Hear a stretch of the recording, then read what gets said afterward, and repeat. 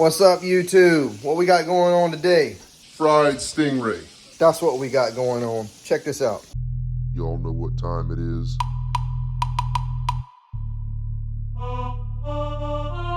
Let's get it.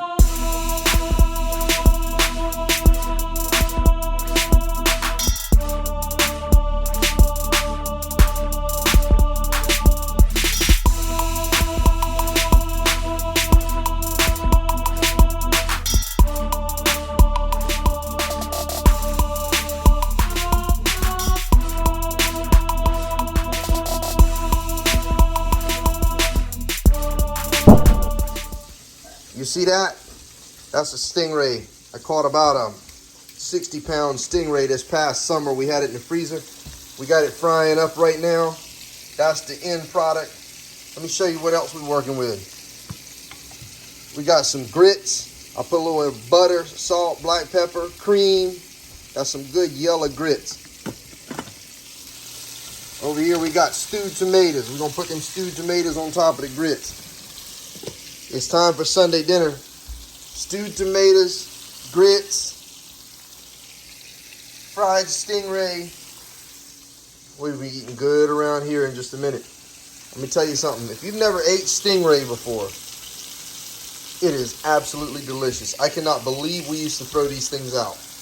We used to catch them and throw them right back. And one day, my brother-in-law said, I wonder if you could eat that. And I said, I don't know, let's try.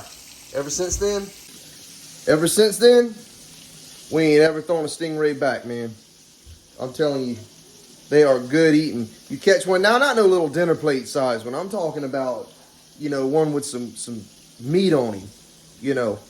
And when I caught that big old one, boy, he was a fight too. He was fun to catch. When I pulled that thing in, I knew we were going to put some stingray in the freezer that day.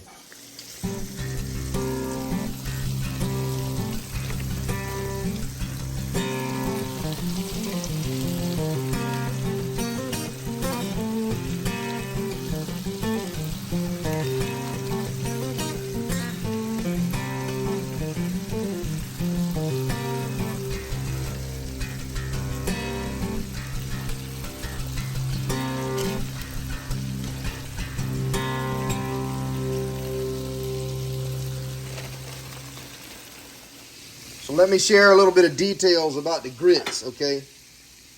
Grits ain't just water and grits, all right? So I got some black pepper, salt, about 3 tablespoons of butter, and I put some heavy whipping cream in there, all right?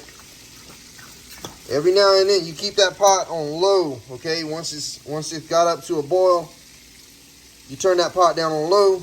You let it do its thing, but every now and then you open that pot up and you whip them grits, okay? You gotta whip them grits, all right? You whip them up real good. I like to use a fork because it doesn't slosh. It busts the grains up a little bit better. It doesn't slosh, okay? Especially if you got, if the grits ain't, they're kind of liquidy, you know, kind of runny at first, and you slosh with that spoon, you ain't been burnt till you've had hot grits splattered on you, man. Okay, so what about the frying? All right, so like, see, some of these pieces are thinner. You know, they're thinner pieces. As you get out towards the edge of the stingray wings, they got a thinner piece. But then some of the pieces are thicker, you know, like this one. See how that one's thicker? Of course, the thinner ones are going to have to fry a shorter amount of time, and I still got some thick ones in there. I like mine good and crispy, crunchy, and I just like them have that little extra crunch, a little extra brown to them. Any fish, I season it with some lemon pepper, you know, maybe some kind of hot seasoning, maybe some hot sauce. I might roll them in that a little bit. Stingray has a dry texture, and it has a very mild flavor. It has not got any fishiness to it at all. It's a lot like shark, but better. This one, since it's got a dry texture, I put a little egg wash on it, and I seasoned it prior to the egg wash with some Texas peat dust, some lemon pepper, and then when I pull it out, I season it afterwards too. You know I gotta hit it with the Tonys. I gotta hit it with the Tonys. Hit it with the Tonys. That stuff right there, it make anything taste good. Season it before and after. We good to go. These are about ready to pull out.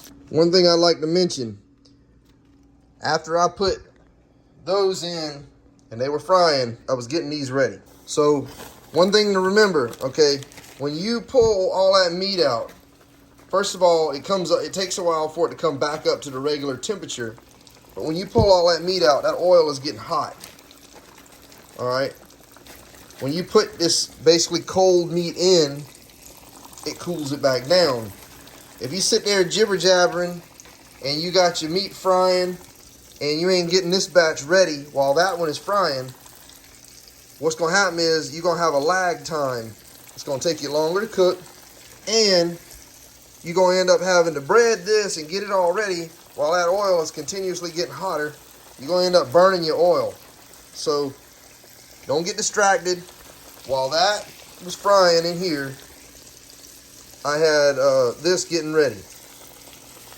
So I'll pull it out, put it in there, and I got something ready to go straight in there. Keep you from getting your oil too hot. Because see, this is going to cool that oil down. It's going to take a while for it to come up to temperature. Just a little tip. I've been frying stuff for a long time, and that's what you want to do. Get your stuff done. Yeah, you get done cooking faster, you can eat faster. And we all like to eat. Look at that right there. Great day in the morning, boy. You wait when we tear into that. Time to whip the grits.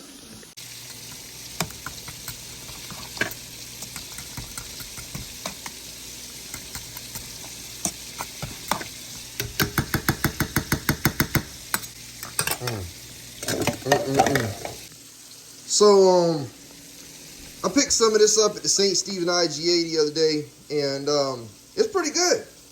It's pretty good. You know, I like to taste the straight seasoning. I'll pour a little bit in my hand and taste it, and it's got a good flavor.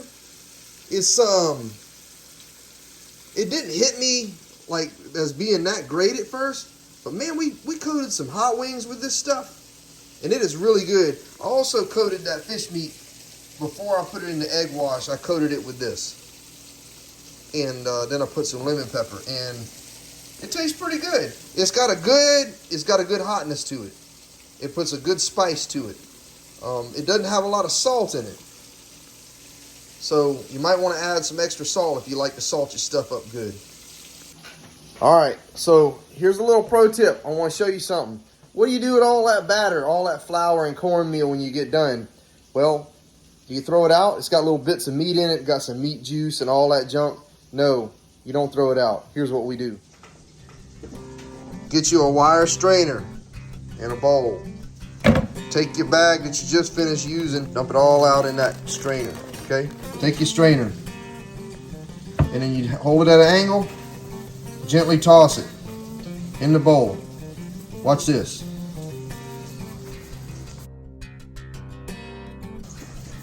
Gently toss it. Real gently, just let it sift through.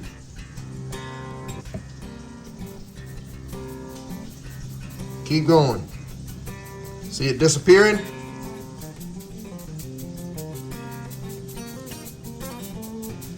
That's it. See all that junk? Pour all that out, feed it to the chickens. Chickens love it. Feed it to the chickens. Here's what you're left with in the bowl. Nice clean flour cornmeal mix. Put it in the bag. Put the bag in the freezer. You're ready to go for next time. All right, so there we have it. Grits, stewed tomatoes, fried stingray. Time to eat. Oh, and by the way, I always, down south, we always gonna cook a lot. So I'm always gonna have extra. We're gonna have leftovers, But then I get a nice surprise. You see that young man right there in the background? That's my oldest son. He calls me up. He's going to college in Clemson. He's 4 hours away. And he calls me. He's right up the street. He says, "Hey, you got enough to eat for me?" I'm like, I got enough to eat. He's right up the street. So that was a nice surprise. He got done with his exams early. So he's home for Christmas. Got a whole month off. He's going to be spending with us. Great day in the morning, boy. What you talking about? That's so good, it don't even make no sense, man. Look at this. You got your stewed tomatoes, your grits, and your fish. It's time to eat. and a big old glass of Pepsi to wash it down. Y'all ever eat food that's so good that you wagging your leg under the table? If anybody knows what that's all about, if the food is so good that you wagging your leg under the table, you know, like this, you know it's good. That's what I'm fixing to do right here, right now. It's time for the blessing. Y'all have a good day and God bless.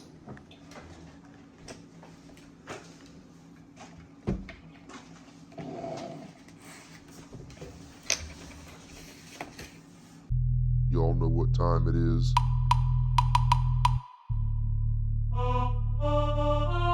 Let's get it.